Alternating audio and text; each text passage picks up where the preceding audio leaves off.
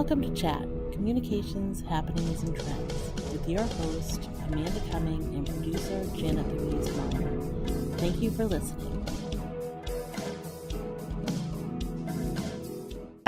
Alrighty, so welcome to Actify Chat, Communications, Happenings, and Trends. And today I am speaking with Graham Elwood, host and star of his own channel, The Political Vigilante. And we will have a link in the description below. So Graham, welcome to the program. Hey, thanks for having me. No problem. Glad you're here. First off, so why don't you just kind of, for our audience, describe a little bit about yourself? Well, I like long walks on the beach and candlelit dinners. Oh, wait, no, I got the wrong thing. I've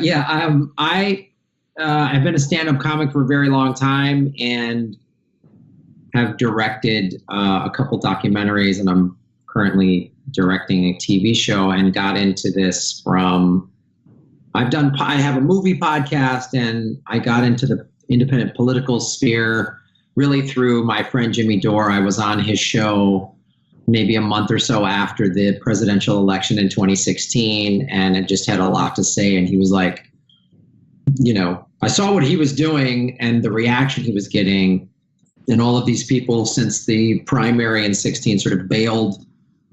They were just fed up with corporate media and the two-party system, and it really was amazing. So he sort of encouraged me to start my own YouTube channel, and I did that in January 2nd of 2017.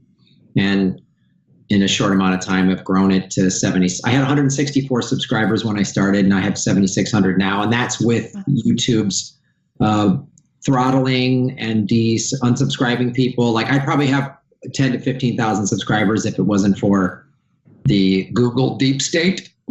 Right.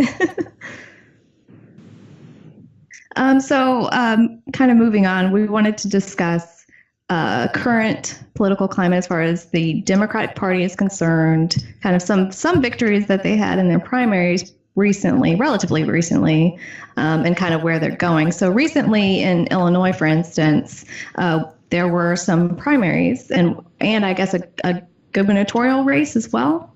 And a big corporatist won the gubernatorial race there, and he was fighting against a progressive, and the progressive pretty much lost heavily, I think by 20 points or so. And that being the case, what do you think about the Dem strategy as far as keeping to promote these? I guess I would like to call them faux-gressives. That's a polite term, faux-aggressive. That's a great term. I mean, yeah. So the Democratic Party has made it abundantly clear, in the last 2 or 3 years, that they would rather lose to Republicans than let progressives take over the party, because if progressives get into the party too much, then all the corporate money goes away. That's why they stacked the primary and basically cheated Bernie Sanders. And that's why you've got people like, I'm looking at this website right now. So J.B. Pritzker is the Democratic billionaire that won, and he beat Daniel Bliss by, like you said, almost 20 points. And what that is showing in Illinois, which is a very, very typically blue state, mm-hmm. The governor, they've had more Republican governors in their history. Because the way I'm from Chicago originally, so Chicago is very, very Democratic, and it has its own sort of entrenched, corrupt political system. And then downstate Illinois tends to be a little more red, a little more conservative. So, but Pritzker is just the typical corporate Democrat. The Pritzker family is so powerful in Chicago, and it does not surprise me at all that they go with a billionaire to say resist Trump, because Trump is actually, in some ways, is a gift to the corporate establishment of the Democratic Party, because they don't have to have any policies. They can just say, resist Trump. That's our policy, Right. And then they can go Russia, Russia, Russia, Russia, Russia. So nobody goes, hey, wait, what about the Democratic What about the DNC lawsuit? What about the fact, like, Russia, I'm pretty sure, didn't create 60% of the population that doesn't have $1,000 in savings. I'm pretty sure that Russians didn't create the 50 million people that are living in poverty, some of them in sections of the country that the UN has deemed third world level. The Russians didn't do that. Putin didn't do that. So any progressives, they're a threat to capitalism. So they get smeared. You notice that you can't argue a progressive's policies. You have to go after the person. You have to say Bernie Sanders is sexist. Right. Or you have to say, single payer healthcare is pie in the sky, or as Hillary Clinton said, they're ponies. Free college tuition and they're ponies in the richest country in the history of the world. So the question I was asking leading into 2018 was, are progressives going to win, or is the DNC going to shove more, as you say, faux-gressives down our throat and say, yay, like Doug Jones, oh, he barely beat a pedophile, resist Trump, so it's just where progressives are winning. It's when they're able to get their message out without the weight of the billionaire Democratic class. So do you think that it would be... So I've always argued that the South is a very good place for populist leftism because they're already kind of primed to distrust the government. They're struggling. They have no money. That being the case, if you look at Texas, you did find a lot of actual progressives win primaries in the state of Texas. And it's because they didn't necessarily compete with the Democratic machine. Some of them actually did and still won. So, I mean, that's what I've always argued. Do you find, you're in California now, do you think that progressives would have an easier time there or actually a harder time? I completely agree with you. I think they would have a much easier time. And what that shows is in the red state, like Texas is one of the reddest states. They have some of the reddest counties in the reddest states. So the Democratic Party just abandons them. Mm-hmm. So when they abandon it, then a real progressive can win and actually be heard because the Democratic Party, the DCCC, isn't spending all this money. If a billionaire says, I want to run as a Democrat, the Democratic Party is going to say, just don't avoid Texas. Just don't go there. We don't have a shot there. That's their thinking. Right. And so now populists, because here's the thing about progressives, and it's founded in workers' rights. Mm-hmm. It's founded in, here's why it's such a threat. Free college tuition, universal health care, $15 an hour. That transcends race, socioeconomic class, gender, and that's the Democrats can't compete. They need identity politics. They need to keep everybody divided, and that's how they keep people misinformed. And you saw that, when Bernie Sanders after the election did that town hall in West Virginia with these red state coal miners, yes. And they're like, whoa, what? Wow, they're lied to as well, But do you remember how shocked they were about his message? And they're like, I believe that. I had no idea. Gave him a standing ovation. Some came and hugged him. They didn't really know who he was, and it ended up in a standing ovation and hugs. That's why he is or just a popular progressive is such a threat, because you have that. And the Democratic Party, if they were the party of the FDR, which was a workers' party, they wouldn't lose. They wouldn't lose. But they're owned, we don't have two parties. We have one corporate party. It's like a giant office building, and there's a little wing that's pro-gun and pro-life and a little pro-choice, the pro-gay marriage wing, and the rest of the building is pharmaceutical and the war machine and banks and everything else. So the point you're bringing up just, to me, proves it, because they are terrified. They saw his rallies, they saw the numbers, and they saw all the millennials who are like, oh, I'm a socialist. I'm done. Mhm. And so it's like we're talking about in the mainstream media, today is the 50th anniversary of the assassination of MLK, and the same thing on MLK Day. The mainstream media completely silent about all of MLK's anti-capitalist speeches. Yeah, his rhetoric and his pro-universal healthcare stance. He said that was one of the greatest injustices of the nation was the inequality in healthcare. That never gets mentioned by any of the corporate media. I mean, so earlier you were speaking about how basically the focus of Trump. I just read an article about how that probably won't end up in a blue wave because Trump's approval ratings are improving. The tax bill that rolled out is higher favorability ratings. So with the focus of Trump and Russia, and then I guess the tax bill to some extent, which I guess is policy, and scary to actually mention that. What do you foresee happening in the fall? I know it's kind of like it's a little bit out there, so it's hard to say. Do you think it'll end up in a blue wave, or do you think it'll be tampered down? I don't think it's going to be a blue wave. Because the Democratic Trump several months ago had the lowest approval rating of anyone, and they can't. I mean, he was the most beatable candidate. He is a completely ineffective president.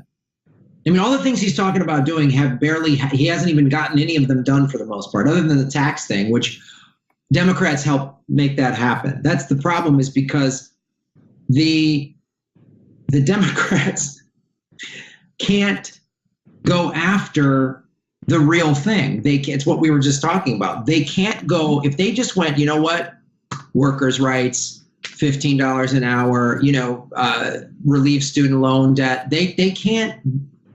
All they can do is he's racist, he's awful, which he is. Trump is an awful person. He's an awful person. He's a scary president. But, they refuse to acknowledge any of it. And so I would like to see Trump and his people voted out. But if they're just replaced by more corporate Democrats, I heard 8 years of anyone but Bush. I heard that for 8 years, anyone but Bush. And I heard, and look what we got. We got Obama, who I voted for twice, who was just more corporate of the same. And Obama never called anyone a shithole country, but he certainly bombed the shit out of the Middle East. Yep. We had 26,000 drone strikes in 2016 alone. So many bombs that he ran out. He ran out of bombs. I mean, just think about that. That's insane. And that's from a liberal president. And so it seems like some Democrats just don't know how to get people to pay attention. And I guess that's why it's so important to have an independent voice out there so that we can at least try to get people to pay attention so that they focus on policy and not person. Because the more you focus on Trump, I mean, that's all Clinton did. Trump. And it lost. Do you think that they would get the message? Well, the message they got was from billionaires saying, you better stop this anti-billionaire talk. That's the message they got, was stop that hippie socialist from Vermont. I don't want to hear that talk anymore. So that's the thing, is they don't know how to connect to the people. I mean, if you take away California, 49 of 50 states, there was only a 500,000 vote difference in the general from the presidential election, right? So California gave 2 or 3 million extra votes. You take California out of it, the whole 49 states, it was the thinnest margin between the worst of a fucking rapist. I mean, I don't know how they can't beat the most beatable candidates ever. But this is what they do. I mean, Noam Chomsky and Ralph Nader talked about this. Then they blame, like in 2000, everyone got mad at Ralph Nader. They blamed the little old Green Party with their handful of donor money against the billion-dollar machine of the DNC. And so what I'm hoping, this is my dream or what I hope is, and it's what I've been saying on my show, is back the progressives. And if what, like in the gubernatorial race in Illinois, if the person who wins is a corporate Democrat, then vote third party in the general.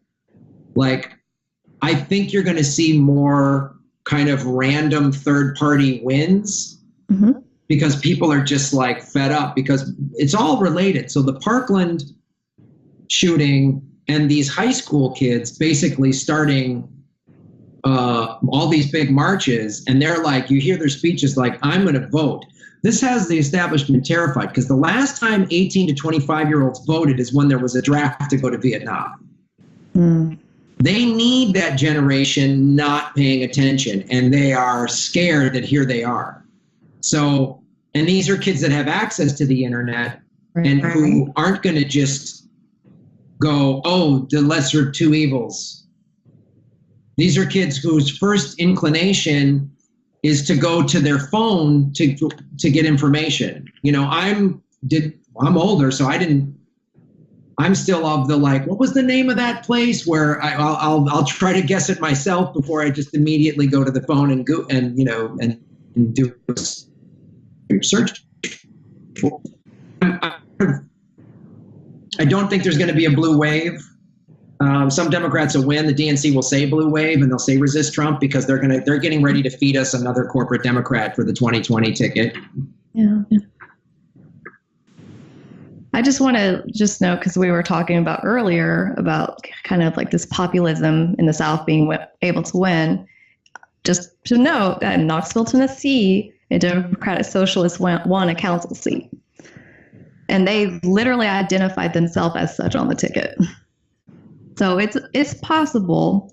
It's just there's a huge fight, especially when the DCCC or the DNC are involved in it, which they are heavily involved in California. So I could imagine that those seats are going to be hotly contested in 2018. And then in 2020, of course, for the presidential states with you might have to form a third party that's like a workers' party. Yeah. And if you did that, because here's the thing, if you went into the reddest of red states and provided good jobs and health care and hope and everything, they're more willing to listen to gay marriage or gun control. They'll be like, all right. You know, they might just be like, I got a good job and health care. Hey, man, whatever, live and let live, you know, or we need reasonable gun control. But if you offer them nothing and then call them dumb and deplorables or whatever, then they're going to go, fuck your liberal bullshit. Right. You know, and it's like, that's why we need, I mean, I don't have any faith or hope for the DNC. I just don't see it. I'm not. And I think a third party needs to be formed, or some big person like Bernie Sanders, but he seems to slowly acquiesce to the DNC. That's troublesome for me. So, I don't know if like somebody big like Nina Turner, Tulsi Gabbard, or somebody like that just said, the hell with this. We're joining. You know, it's like when Jill Stein offered to Bernie when he lost in the primary, she said, run on the green ticket. I'll be your VP. And he wouldn't do that. Had he done that, who knows what would have happened. That would have been interesting to see, actually. I actually didn't know that. You know, Tim Canova, who was trying to run with the Democratic Party in Florida, just broke off and said that he's running as an independent now. And that's, I think, where progressives are going to have to be. All righty. So it's kind of...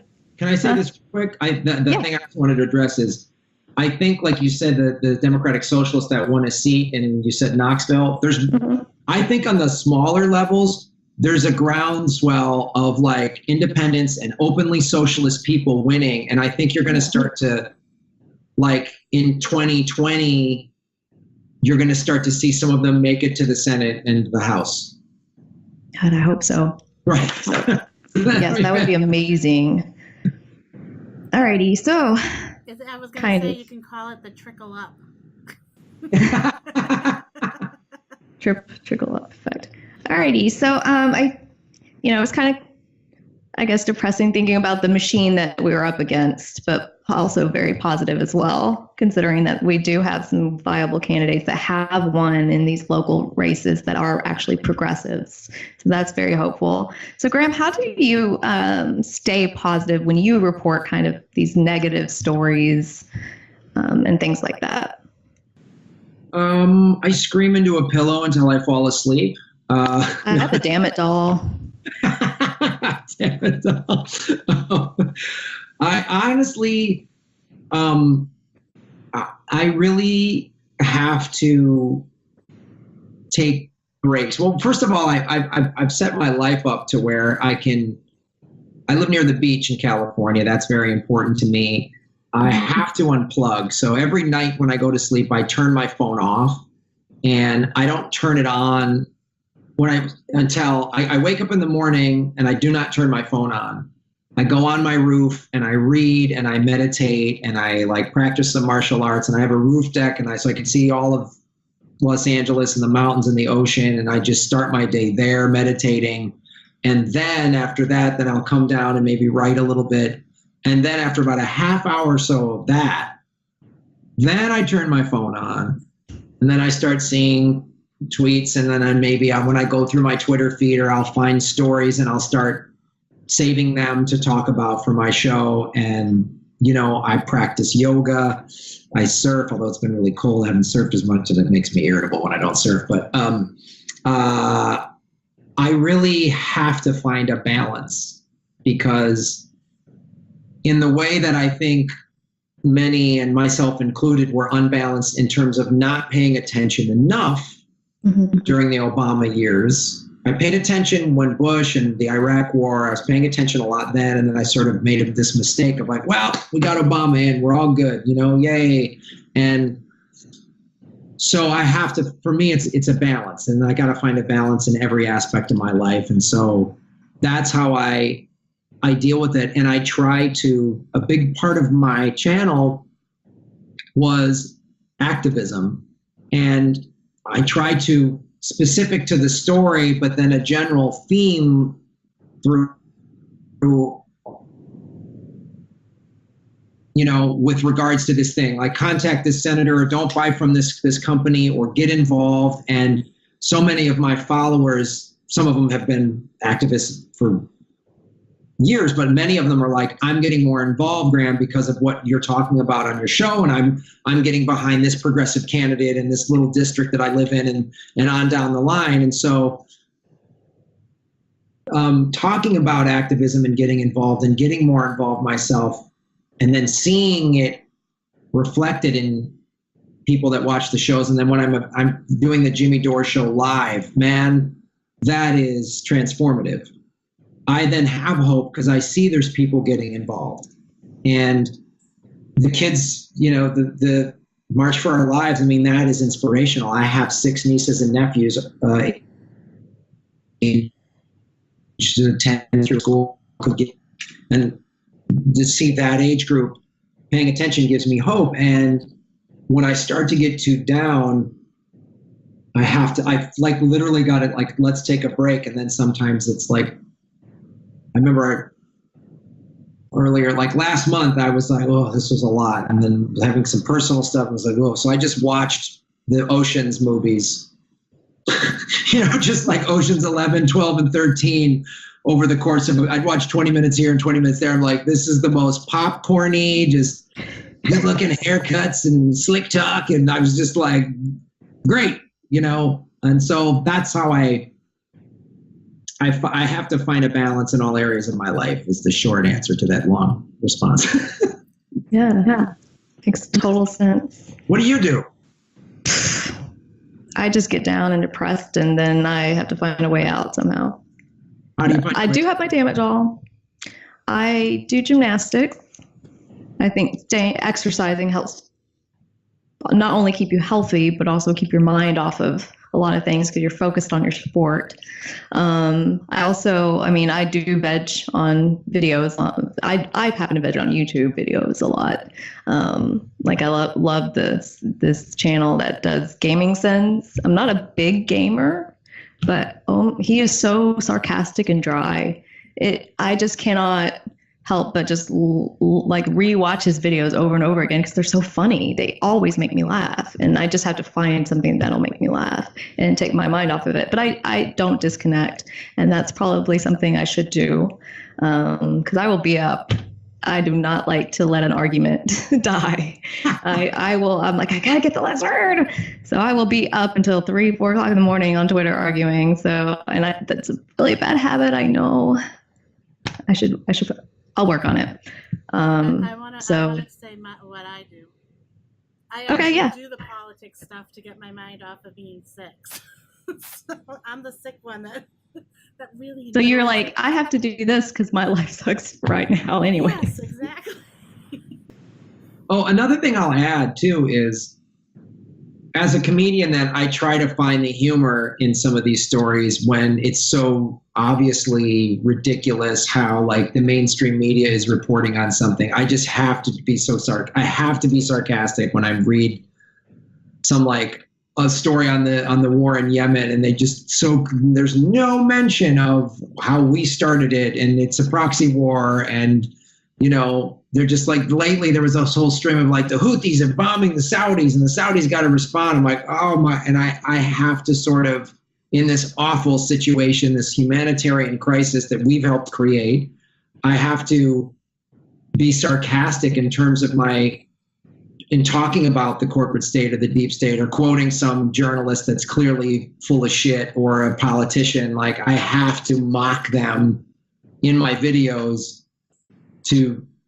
I'm not going to make fun of this situation itself because it's horrifying, but I have to mock the people that are perpetuating the corporate lies around it. And that's one way but that's, I'm a comedian, so that's sort of just in my nature. So in your videos and in your segments, you're able to kind of infuse this comedic aspect to your reporting so that it's not as terrible. Yeah. As it seems, or I guess you make it seem terrible, but you also, it is terrible. But whatever I'm trying to say. It's late here. Yeah. It's late for me. But yeah, so I wish I could do that. I'm just like, this is what happened and that sucks, and I'm angry now. Plenty of videos where I was really mad, and some of them I was like, oh, do I want to post that? Because I really went off on a tirade, and sometimes I've even come to tears on some of them, and I don't know. I think if I haven't watched a lot of your channel, I've watched more of your recent videos, but I think if you go off on tirades, I'm okay with that. I like to see people actually feel something about these things, because you don't really see a lot of. I live in a very isolating area. I live in a very red state. I'm the only progressive I know. And so I just love to see other people get as passionate about something that I do, that I feel that I can't talk about with other people that are around me. And so I think it's brave for them to do on camera. And it warms my heart in a weird way so that I know that I'm not alone, if that makes any sense. Well, it makes total sense. Every week, either on Saturday or Sunday, depending on my schedule, I've been sort of busy lately, but I'll do what I call Super Chat Saturday or Super Chat Sunday, where I answer questions.